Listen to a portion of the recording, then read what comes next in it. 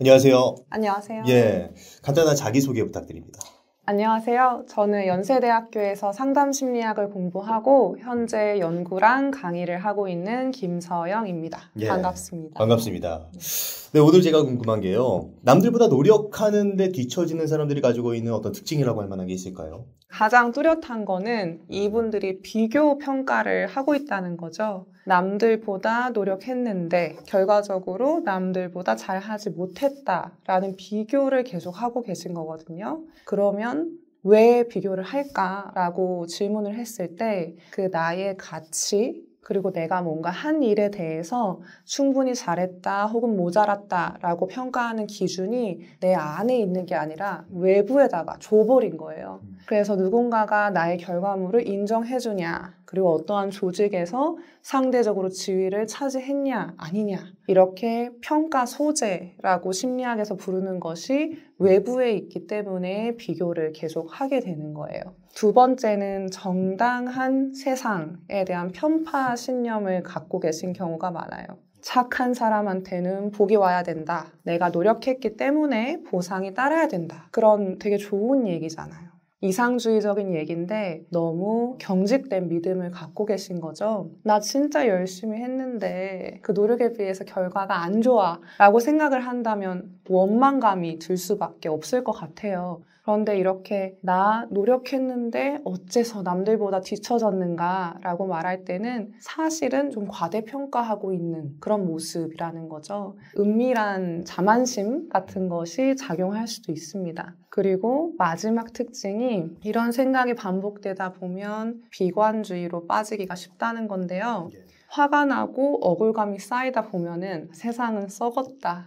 노력이 아니라 뭔가 밖에 커뮤니케이션으로 연주를 끌어당겨주는 게 있을 거야 이런 식으로 비관하게 되는데요. 그렇게 되면 너무나 새드 엔딩인 것이 다음 도전 기회를 얻었을 때도 이번에도 잘 안 될 거다. 어차피 정당하지 않은 세상이니까. 근데 그런 마음을 갖게 되면 실제로 긍정적인 동기나 의욕을 발휘할 수가 없게 되잖아요. 애초에 기회가 와도 그 기회를 잡지 못하겠네요. 맞아요. 이런 게 사실 내가 그런 생각을 안 해야지 라고 해서 안 되는 것 같진 않거든요. 내가 비교 안 해야지 혹은 내가 그렇게 생각하지 말아야지 한다고 해서 생각이 바뀌지 않을 것 같아요. 그렇다면 이런 게 좀 몸에 습관화된 사람들은 어떤 노력을 해야 될까요? 그 노력이라는 게 참 묘한데요. 너무 힘을 꽉 주고 비교하지 말아야지 하면 잘 되지 않아요. 그것보다는 좀 더 릴렉스하고 지금 무슨 일이 일어나고 있는 거지? 나 너무 억울한데 내 마음속에서 어떤 부정적인 감정이 피어오르는 그거를 좀 두고 바라볼 수 있는 게 필요한데요. 이렇게 바라보기가 처음에 되게 괴롭거든요. 억울감이 막 올라오면은 당장 화가 나서 누굴 들이받고 싶고 혹은 자기를 책망하죠. 근데 그러한 가치 판단, 평가, 그리고 어떤 충동성에 의한 액션을 하기 전에 아, 내가 지금 마음이 괴롭구나. 무슨 일이 일어나고 있지? 아, 내가 노력했는데 충분히 보상받지 못했다라는 그 사실에 내가 지금 마음이 괴로운 거구나. 그러니까 좀 두고 지켜보는 게 중요하고요. 그 다음에 감정가가 어느 정도 이렇게 평화의 수준으로 떨어졌을 때 그 다음에 뭘 할지 결정하는 그 잠깐 멈춤 신호를 주는 게 중요합니다. 이렇게 잠깐의 시간을 가지고 나서 좀 안정화됐을 때 그때는 자신을 어떻게 바라보는 게 좋을까요?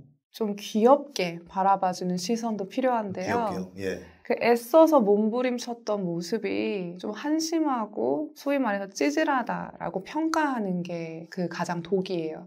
자칫하면 자기 비난하는 습관이 될 수 있고 그러면은 스스로를 냉정하게 굉장히 차갑게 대하는 사람이 되거든요. 그래서 아, 나 참 애썼지. 그걸 잘해보겠다고 막 이렇게 어떤 자리에 가서 열심히 어필하고 했지. 내가 그렇게 노력한 면이 있어. 잘 되지 않아서 속상하지만 내가 그때 참 열정적이었어. 이렇게 좀 누군가는 합리화라고 말할 수 있겠지만 그 노력했던 진짜 마음이 있는 것도 사실이잖아요. 그 부분을 좀 더 귀엽게 너그럽게 봐주는 의도적인 노력이 필요합니다. 특히 한국 사람들은 자기 자신에게 너무 냉철하기 때문에 오글거림을 참고 스스로를 좀 큐트하게 봐주는 게 필요하다 이렇게 얘기하고 싶네요. 이런 게 어떻게 보면 좀 낙천적인 생각이라는 생각도 드는데 그렇다면 이렇게 무조건 낙천적인 생각을 하는 게 좋은 건가요? 그건 그 현실 근거가 어느 정도 있느냐에 따라서 다른데요. 네. 어린 애들은 웅대한 자아상을 가질 필요가 있는데 그래서 초등학생들한테 대학 어디 가고 싶어? 그러면 서영고 미만으로 이야기하지 않잖아요. 네. 그때에는 그런 믿음이 필요하고 그래야 애들이 자신감 있게 자기 포텐셜을 100% 발휘할 수 있는 그런 멋진 어른으로 성장해 나가는데 자연스럽게 커가면서 많은 삶의 쓴맛을 보고 그 자아상이 깎이면서 이제 합리적인 이성을 갖게 되는데 이 비현실적인 수준으로 낙관주의적인 분들, 이분들의 특징은 어떤 일이 맡겨졌을 때 자기 능력은 과대추정해요.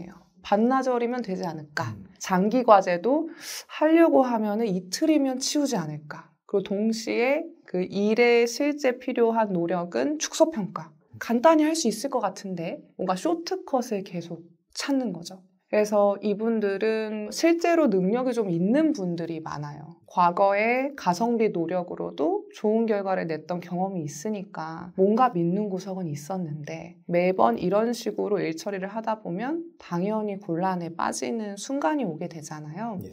근데 그때 딱 정신을 차리면 괜찮아요. 나의 옛날 전략들이 통하지 않는구나. 근데 이 낙관주의가 주의로 몸에 배면 그때에도 고치지 못하고 이번에는 이틀 만에 할 수 있을 것 같은데 그러다 보면 주변 사람들이 보기에는 그냥 배짱만 많은 사람 이렇게 되어버릴 수가 있습니다. 어떻게 보면 낙관주의라는 게 긍정 심리학에서는 하나의 중요한 요인이라고 보지만 또 어떤 성과를 내는 데 있어서는 낙관주의적인 게 비현실적으로 넘어가게 되면 오히려 안 좋은 영향을 준다라고 말씀을 해주신 것 같은데 그렇다면 그 균형을 잘 맞추는 게 중요할 것 같거든요. 네. 좀 어떻게 해야 그런 균형을 잘 맞추면서 나의 낙관주의를 좀 더 긍정적으로 발휘할 수 있을까요? 제일 좋은 건 근자감이 피어오르려고 할 때 판단을 하기 전에 일을 한번 들춰보는 거예요. 근데 이 비현실적인 낙관주의자 분들은 잘 안 봐요. 이메일이만 왔는데 간단히 답장하면 되겠군. 자세히 보지 않았는데 현실 증거가 없잖아요. 그래서 이 낙관주의적인 비현실적인 판단을 하기 전에 일단 가볍게 일을 한번 들춰보는 거예요. 그래서 어느 정도 규모를 안 상태에서 그 다음에 자신감을 발휘하는 건 좋지만 덮어두고 낙관주의부터 뱉는 것은 좋지 않다. 이렇게 첫 번째 스텝을 기억해 주시면 바뀔 여지가 충분히 있죠. 그렇다면 이렇게 세상을 부정적으로 바라보는 사람들이 낙관성을 가지기 위해서는 좀 어떤 방법이 필요할까요? 세상을 부정적으로 또 나아가서 나 자신을 한심하고 게으른 사람으로 보게 되면 일단 백해무익하고요. 우리 인지심리학에서 자동적 사고라고 부르는 것이 있어요. 어떤 일이 탁 어그러졌을 때 혹은 심지어 어그러지려고 할 때 이 자기 비난 습관이 있는 분들은 거의 자동적으로 떠오르는 생각이 망했다. 이거는 손쓸 수 없게 되어버렸다. 내가 또 그런 자기 비난 자동적 사고가 거의 즉각적으로 일어나게 돼요. 근데 이것을 눈치채는 게 사실 첫 번째고요. 그리고 그 다음에 그거를 노력을 통해서 조금씩 바꿔줘야 돼요. 처음에는 망했다 라면 그걸 조금 부드러운 말로 당황스럽네. 그거는 솔직한 감정이니까요. 망했다는 완전히 이제 파국적인데 당황스럽다는 대처할 수 있는 어떤 느낌이 드네요. 예. 가장 좋은 거는 자기 판단적인 말을 하지 않는 거지만 참 바꾸기가 어렵거든요. 그래서 조금씩 더 부드럽게 비난의 그 분위기를 빼는 쪽으로 노력하는 게 도움이 될 수 있죠. 자기 스스로에게 하는 말이 무엇인지 살펴보는 게 굉장히 중요할 것 같다는 생각이 들었습니다. 맞아요. 사람마다 다르거든요. 그래서 어느 순간에 내가 자기 비난 메시지를 가장 많이 하는가 이런 것도 알면은 상당히 도움이 되죠. 그렇다면 그런 순간에 해서는 안 되는 말이 어떤 게 있을까요? 자동적 사고 맨 밑에는 핵심 감정이라는 것이 존재하는데 심리학의 아버지들이 그거를 몇 가지로 정리를 했어요. 그 중에 대표적인 것 중 하나가 나는 unlovable, 사랑받을 수 없어. 그리고 나는 useless, 쓸모없어. 그렇게 내 자신의 존재에 대해서 아주 평가절하하는 생각들은 되도록이면 하지 않는 게 좋죠. 그렇다면 순간순간 내가 그렇게 부정적인 말을 하고 있다라는 걸 캐치하는 게 필요하다고 생각이 드는데 그런 것들을 순간순간 알아차리기가 쉽지 않을 것 같거든요. 그럴 때 파악할 수 있는 방법이 있을까요? 어떤 경우에 가장 스트레스를 받거나 발끈하게 되는지 그거를 지켜보는 자기 관찰이 필수적으로 이루어져야 되거든요. 그게 순간순간 잘 안 된다면은 사실 그 순간에 딱 하는 게 제일 좋지만 요즘은 어플리케이션도 많고 아니면은 다이어리 쓰기를 통해서 하루를 되돌아보면서 내가 가장 강한 부정 정서를 느꼈던 그 순간에 그 상황을 어떻게 해석했기에 이렇게 열이 받았지? 그렇게 써놓고 보면 사실 많은 경우에 그 상황 자체가 나를 열받게 한 게 아니라 그 상황에 대한 나의 내용이 예를 들어 저기 지나가는 후배가 나를 분명히 본 것 같은데 인사를 하지 않았다. 그 상황이 나를 열받게 했다라고 그 순간엔 평가하지만 사실은 나를 일부러 무시하는 것 같네 라는 해석이 개입해 있을 여지가 굉장히 많거든요. 그 순간에 알면 베스트인데 그게 처음에 힘들다면 하루를 복귀하면서 가장 스트레스를 줬던 사건 그리고 감정적인 결과 열받는다. 그 사이에 내가 무슨 생각을 하고 있었지? 그리고 거기에서 더 이제 고수가 되면은 스스로 논박을 하는 거예요. 정말 그런가? 증거 있나? 그 후배가 나를 일부러 무시했다라는 그런 스스로와의 논박을 통해서 점점점 합리적인 생각을 키워나가고 그 비관주의적인 생각, 부정적인 생각은 목소리를 낮춰주는 그런 연습을 스스로 해볼 수 있습니다. 여기서 의도적으로 나의 생각이 스스로 반박을 하면서 그런 악순환에 빠져들어가지 않는 좀 약간 절단기 같은 역할을 하는 것 같은 그런 느낌이 들었어요. 그러면서 동시에 너무 또 긍정적인 것도 위험할 수 있다. 비현실적으로 긍정적인 것도 사실은 위험할 수 있다. 그래서 중간점을 찾는 게 중요한데 내 자신의 힘을 너무 과신해서 일을 미루고 실패하게 되는 그런 사람들은 현실성을 키우기 위해서 시간 조망 능력을 길러야 되는데요. 그래서 이분들한테는 시간의 오답 노트를 해보는 게 좋은데 오답 노트요? 네. 그래서 어떤 일을 탁 받고 예상 소요 시간을 적어보고 실제로 한 다음에 진짜 걸린 시간을 비교해봅니다. 그래서 가장 좋은 경우는 그게 몇 시간 차이가 안 나면은 베스트인데 이분들은 며칠씩 차이가 나요. 내가 특히나 어느 부분에서 누수가 많이 생겼는지 그 나의 특징, 일의 속성에 대한 이해도도 훨씬 높아져요. 예를 들어 브레인스토밍은 엄청 빠른데 글쓰기는 느릴 수가 있고요. 반대의 경우도 있어요. 그러면 오답 노트를 반복하다 보면 내가 글쓰기가 연루된 과제를 받았을 때는 적어도 몇 시간 정도 더 여유를 둬야겠다. 이런 현실적인 센스가 생겨나게 되죠. 그래서 그것이 이제 낙관주의가 너무 극단에 있는 분들을 위한 솔루션이고요. 그리고 반대로 너무 자기 책망하고 자기 비관적인 분들한테는 즐거운 도전을 만드는 그런 연습이 필요한데 즐거운 도전. 그래서 이분들은 자기 비난을 하다가 패배감에 젖어들고 나는 나약하고 한심한 사람이기 때문에 어떤 일에서 도망치고 싶다라는 생각을 많이 해요. 특히나 그 과제가 누군가한테 평가를 받아야 되는 과제다. 그러면 이제 불안이 더 극도로 어떻게 이렇게 한심한 나의 결과물을 이 귀하신 분들을 누추한 곳에 이런 느낌이 든단 말이에요. 근데 일을 펼쳐놓고 보면 그 중에도 그나마 해볼 만한 게 있을 거예요. 그래서 자존감이 많이 떨어진 상태이지만 자기 흥미나 관심사에 비춰봤을 때 그래도 조금은 접근 동기가 생겨나는 부분을 붙잡고 최대한 몰입하는 게 도움이 될 수 있어요. 예를 들어서 대학에 발표 과제를 해야 된다. 만약 이분이 예술적인 감각이 있는 분이다. 라면 일의 전체 그 타임라인에서 그나마 PPT 꾸미는 거는 조금 하고 싶은 마음이 들 수가 있거든요. 그럼 거기에 최대한 몰입해서 나머지 부분, 가외적인 부분도 그래도 좀 할 만한 걸로 스스로 받아들일 수 있게 일에서 어떠한 긍정적인 경험이라도 할 수 있게 스스로를 동기화시키는 게 도움이 될 수 있어요. 사실 많은 분들이 그렇게 작은 어떤 나한테 긍정적인 기쁨을 주는 일을 하라라는 말을 하곤 하거든요. 그것과 좀 일맥상통하는 느낌이라는 생각이 드네요. 예. 사실 인위적이잖아요. 이 일은 대체로 하기가 싫고 그러면 계속 그렇게 힘이 빠져서 우울해지고 그렇게 살고 싶은 거야? 그러면 답은 명쾌하게 아니 그렇게 살고 싶진 않아. 그럼 지지부진한 일들이지만 그 와중에 나 자신을 조금이라도 더 재밌게 할 수 있는 부분, 그런 거를 이제 일하는 과정 중에 찾아서 거기에 많은 주의 집중을 둬보는 거죠. 약간 마음의 크기를 먼저 키워야 된다는 느낌이 드네요. 게임 같은 거 보면 어떤 지렁이가 처음에 조그만데 네. 하나씩 먹으면서 커지면 더 큰 어떤 드래곤. 드래곤을 이길 수 있거든요.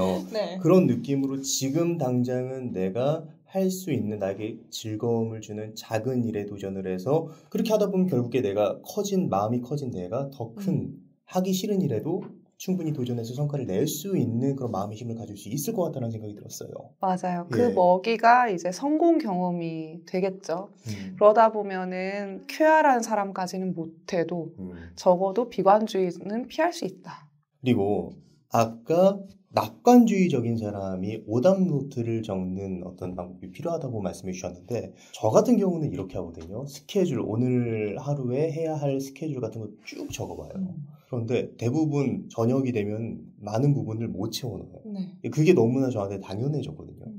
그런 어떻게 보면 메타인지라고 할 수 있는 내가 오늘 할 수 있는 것과 실제로 하는 것 이런 것들을 좀 일치시키는 오답 노트를 좀 정확하게 어떻게 하면 될까요? 구체적으로. 하루에 예를 들어 16시간 깨어 계시다라고 가정을 해볼게요. 그렇다면은 그 시간 내내 일할 수 있을까요? 사실 우리 사람들이 웬만큼 그 정신력에 있는 성인도 4시간 이상 원샷 집중을 하는 건 불가능하다라고 해요. 그런 오류에 빠지고 있지 않는가. 스케줄을 봤을 때 그 단위 과제를 1시간 반, 2시간, 3시간 이동하면 30분? 그걸 꽉 채우면 당연히 그 일을 다 소화할 수 없거든요. 그래서 현실적으로 나의 체력이나 기본 마인드가 그 깨어있는 모든 시간을 워커홀릭이 될 수 없다. 라는 기본 마인드셋을 가지고 중간중간에 휴식이 필요한 시간 그리고 이동 시간도 좀 충분히 고려하시고요. 한숨 돌리고 산책하는 시간 이런 거를 빼놓고 나서 나머지 시간을 야무지게 쓰는 것이 건강한 방식이지 내가 눈 뜨는 순간부터 지쳐 쓰러져 잠드는 순간까지 이거를 200%로 살겠다. 그러면 이제 그 얼굴이 맛이 가죠. 네, 오늘 많은 말씀해 주셨는데 마지막으로 하고 싶으신 말 있으시다면 어떤 게 있을까요? 다시 원래 주제로 돌아가서 남들보다 노력했는데 정확히 말하면 뒤처졌다라고 느끼는 분들을 위한 오늘 유튜브잖아요. 일단 상담에서 이제 내담자들이랑 같이 우리 목표를 뭘로 할까요? 이렇게 정할 때 첫 번째 룰이 그거예요. 당신이 말하는 목표가 당신을 지금보다 더 행복하게 해줄 수 있는 겁니까? 그렇다면 남들을 이기는 거, 비교해서 우승하는 거, 그리고 심지어는 복수하는 거는 그 진짜 목표가 될 수 없어요. 그것이 진짜 행복이랑 거리가 있다라는 거는 심리학 전공자가 아니어도 본능적으로 알 수 있거든요. 그래서 여러분이 원하는 것이 나를 행복한 방향으로 갈 수 있게 해주는 것이냐. 그 질문에 대한 답이 비교해서 이기는 게 아닐 수 있다라는 거를 강조해서 말씀드리고 싶고요. 진짜 목표를 찾아서 거기에 소중한 에너지와 시간을 쓰는 노을심 시청자 여러분이 되기를 응원하겠습니다. 네, 오늘 김서영 박사님을 모시고 남들보다 노력하지만 뒤처지는 사람들이 가지고 있는 특징과 이런 문제를 해결하기 위해서는 어떤 자세가 필요한지에 대한 이야기를 나눴습니다. 그럼 오늘의 심리학은 여기까지 하도록 하겠습니다. 좋은 말씀 해주셔서 감사합니다. 감사합니다. 감사합니다.